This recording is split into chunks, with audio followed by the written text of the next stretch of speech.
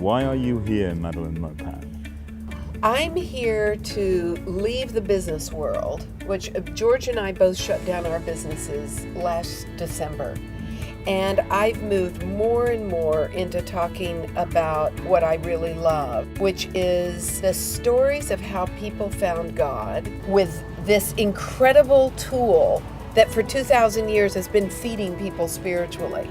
I happen to love that Bible, and I love talking about it, and so I go around giving talks. I'm writing a book, and I want to do that for people who are looking for spiritual answers, and I think can find it with not perfect people, but a great God.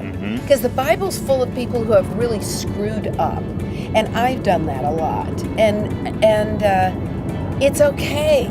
We just find our way, and that's this love that you are all about. That's why we all connect, because it's the same sort of river, and we all come to it from a lot of different ways.